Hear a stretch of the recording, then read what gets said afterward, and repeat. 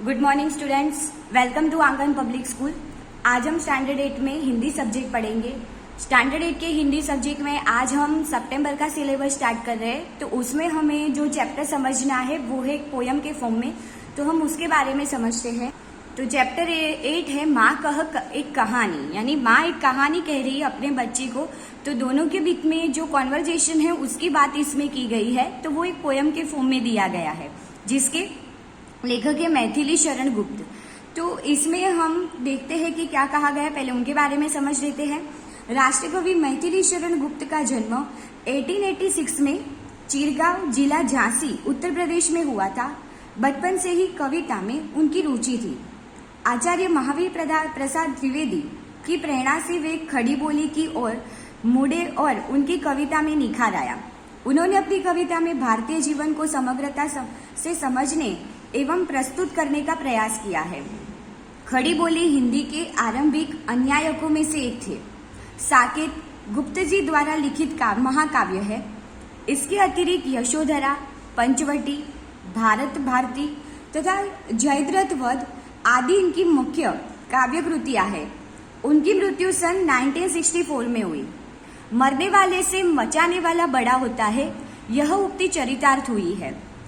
गौतम बुद्ध के जीवन से संवाद शैली की इस कविता में, संवाद शैली यानी कॉन्वर्जेशन फॉर्म में, गौतम बुद्ध के बचपन की एक घटना का उल्लेख है जिनमें उनका पुत्र राहुल माँ यशोधरा से राजकुमार सिद्धार्थ की उसकी कहानी को दोहराने का आग्रह करता है, जिससे उपयुक्त उक्ति परिभाषित हुई है। अब इसमें दोनों को, माँ और बेटे के बीच में कॉन्वर्जेशन है, तो वो माँ बेटा कौन है? तो माँ कौन है? तो गौतम बुद्ध की जो पत्नी है उसकी बात की गई है। तो उसकी पत्नी का नाम था यशोधरा और जो उनका बेटा था राहुल। तो यशोधरा है वो गौतम बुद्ध के बचपन का नाम सिद्धार्थ था, तो उसकी कहानी सुनाई रही है कि उसके बचपन में क्या इंसिडेंस हुआ था। वो गौतम बुद्ध की पत्नी यानी राहुल की माँ उसे उसके पिताजी के बारे में बता रही है। तो उसमें क्या था, तो जो गौतम बुद्ध थे वो बगीचे में टहल रहे थे, यानी कि घूम रहे थे, तभी एक पक्षी है वो आता है जो बहुत ही घायल होता है और आकाश से नीचे पटकता है। उसे बाण लगा होता है और उससे खून, उसके शरीर में से खून बह रहा था। अब ये सब गौतम बुद्ध ने देखा और उसको तुरंत उठा लिया और उसको क्या किया, उसको उसके घाव साफ किए और उस पर मरहम यानी जो दवाई थी वो लगाई, औषधियाँ वो सब, और उसे बचाने का प्रयास किया। उतने में ही जो आखेटक यानी कि जो शिकारी था वो आता है और गौतम बुद्ध से कहता है कि ये मेरा शिकार है, वो मुझे दे दो, यानी कि उसको मैंने मारा है, ये पक्षी मेरे बाण से घायल हुआ है और मेरी निशाने के सीध में आया था, इसीलिए मेरा क्या है, शिकार है, तो उस पर मेरा अधिकार है। बात इतनी बढ़ जाती है कि जो न्यायालय यानी कि जो मंत्री की सभा थी वहां पहुंच जाती है और ये जो प्रश्न है वहां खड़ा होता है कि ये जो पक्षी है वो किसका है, जिसने मारा उसका या जिसने बचाया उसका।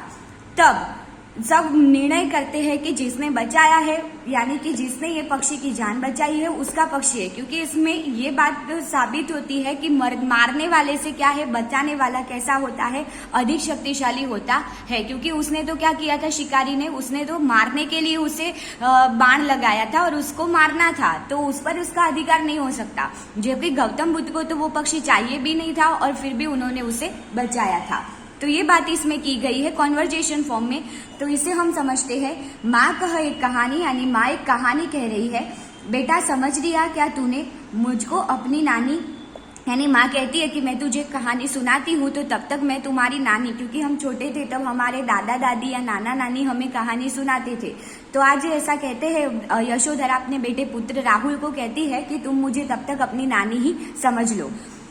कहती है मुझसे यह चेटी तू मेरी नानी की बेटी, यानी कि जो लड़का है वो कहता है कि तू मेरी नानी की बेटी, यानी नानी की बेटी यानी क्या हुई, तो मम्मी ही हुई। तो कहती है कि हाँ मैंने मान लिया कि तू मेरी नानी है। कह माँ कह लेटी लेटी राजा था या रानी, माँ कहे एक कहानी, यानी कि राहुल पूछता है कि आज कौन सी कहानी मुझे सुना रहे हो। कह लेटी लेटी यानी कि पूछ रहा था, सोते सोते पूछ रहा था कि राजा या रानी की कहानी है, आप मुझे कहानी सुनाओ।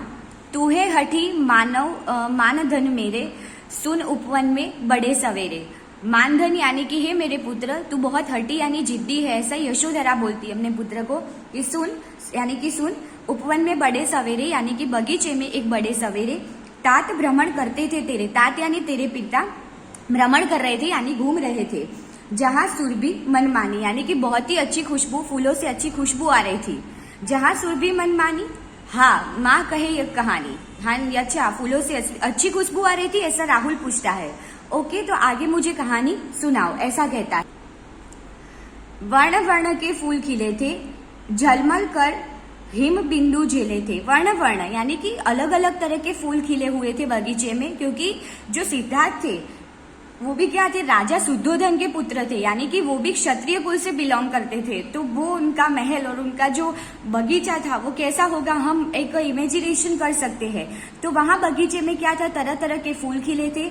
झलमल कर हिम बिंदु झेले थे, हिम बिंदु यानी कि जो ओस की बूंदे थी वो उस पर गिरी हुई थी।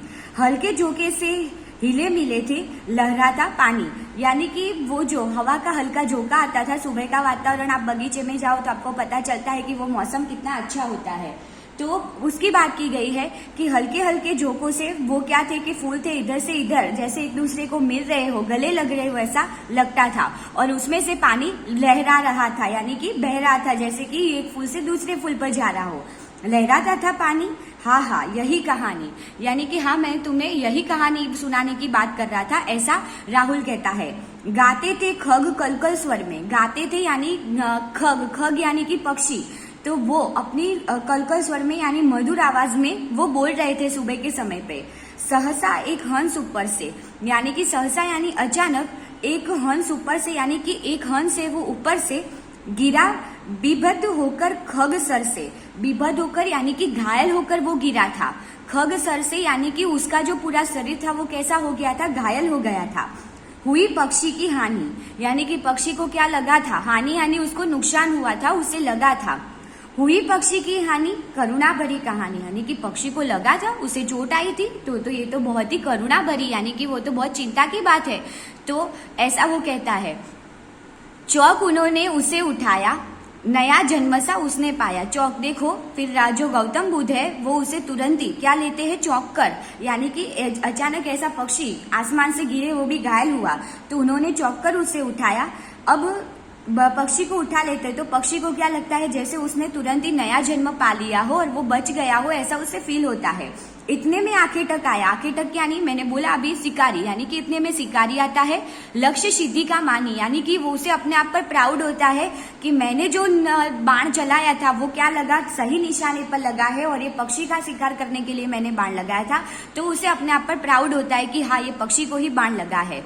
लक्ष्य सिद्धि का मानी कोमल कठिन कहानी, यानी कि उसको अपनी ऐसी बात पर प्राउड था, तो ये तो बहुत ही कैसा है कि कठिन, यानी कि वो एक निर्दयी इंसान है। मांगा उसने आहत पक्षी, आहत यानी उसका शिकार का जो पक्षी था, घायल पक्षी था, उसने क्या मांगा, शिकारी ने गौतम बुद्ध से मांगा। तेरे तात किंतु थे रक्षी, यानी कि वो क्या करते थे, क्षत्रिय का काम क्या था कि लोगों की रक्षा करना, चाहे पशु हो, पक्षी हो या लोग हो। तो वो जो तात यानी कि यशोधरा कहते कि तेरे पिताजी जो सिद्धार्थ थे वो क्या थे कि वो हमेशा सबकी रक्षा करते थे। तब उसने जो था खग बख्शी हट करने की ठानी, तो क्या किया, जो खग बख्शी यानी कि जो शिकारी था, कि जो जिसने शिकार किया था पक्षी का, उसने क्या की, जिद की कि नहीं ये तो मेरा पक्षी है, मुझे दे दो। अब क्या कहता है कि हट करने की ठानी, अब बड़ी चली कहानी, यानी कि उसने हट की तो अब तो कहानी आगे चली होगी। हुआ विवाद सदैव निर्दय में, यानी कि दोनों के बीच में क्या होता है, विवाद होता है, यानी कि आर्ग्यूमेंट होती है। सदैव यानी कि जिसके पास हृदय था, यानी कि जिसने पक्षी को बचाया था, और निर्दय यानी जिसने पक्षी को मारा था, यानी कि जो जो शिकारी था और सिद्धार्थ था, दोनों के बीच में क्या होती है, आर्ग्यूमेंट यानी बहस छिड़ जाती है। उभय आग्रही थे स्व विषय में, गई बात तब न्यायालय में, यानी कि क्या थी कि अब क्या थी, बात पूरी न्यायालय में यानी कोर्ट में चली जाती है। सुनी सभी ने जानी, और तब वहां ये सारी बातें फिर से बताते हैं सिद्धार्थ की मैं इस तरह घूम रहा था और एक पक्षी आके नीचे गिरा, उसको बाण लगा था और फिर मैंने उसे बचाने का प्रयास किया और तभी ये शिकारी आ जाता है और उसे ले जाने की मांग करता है। सुनी सभी ने जानी, व्यापक हुई कहानी, यानी सभी ने सुनी और उससे भी आगे बढ़ती, व्यापक यानी कि और आगे बढ़ती गई।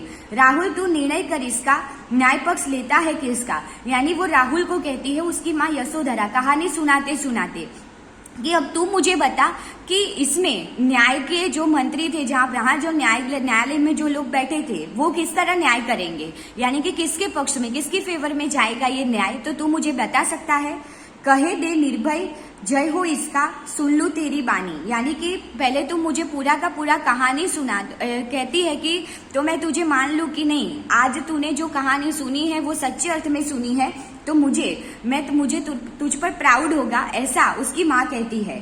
माँ मेरी क्या बानी, मैं सुन रहा कहानी, यानी कि फिर बच्चा बोलता है राहुल कि माँ मैं क्या बोलूं, मैं तो सिर्फ कहानी सुन रहा हूँ, इसमें मुझे कोई बोलने का अधिकार है नहीं।